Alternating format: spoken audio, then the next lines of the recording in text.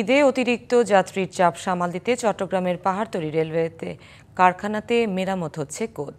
ঈদের আগেই পূর্বাঞ্চলের রেলবহরে যোগ হবে ৯০টির বেশি কোচ ও বিশেষ ট্রেন। ঈদ যাত্রা নির্বিঘ্ন করতে নানা উদ্যোগ নিয়েছে রেল কর্তৃপক্ষ।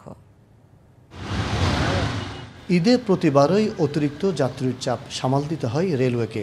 এবার গত ২ মাস আগে থেকেই প্রস্তুতি নিচ্ছে রেলওয়ে পূর্বাঞ্চল।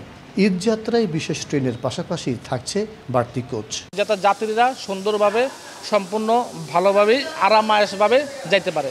সেই জন্যই এই কাজগুলো হচ্ছে ভালোভাবে। কাজের চাপ অনেক বেড়ে গেছে, তাই আমরা অনেক কাজ করতেছি। এটা ফিট লাইন, আমরা কাজ শেষ করার পরে এখানে আসে গাড়িগুলো, এখান থেকে ফিট দেখানোর পরে গাড়িগুলো ছাড়ে। এই রুটে ট্রেনে প্রতিদিন গড়ে চলাচল করেন প্রায় ১০,০০০ যাত্রী।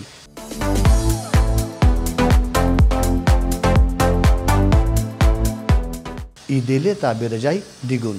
ঘরমুখ মানুষের চাপ বিবেচনায় নিয়ে পাহাড়তলীতে চলছে কোচ মেরামতের কাজ।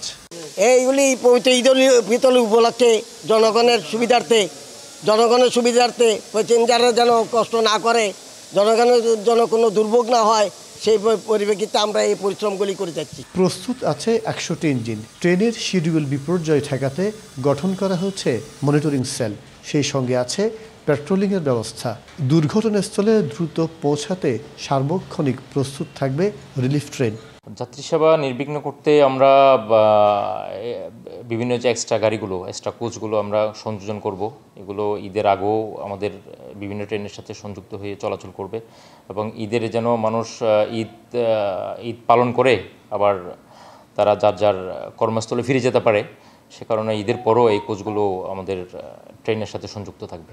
গত বছর ঈদের সময় পাহাড়তলী কারখানাতে ৯৫টি কোচ মেরামত করে যাত্রী পরিবহন করা হয়েছিল। মাসুদুল হক, ডিবিসি নিউজ, চট্টগ্রাম।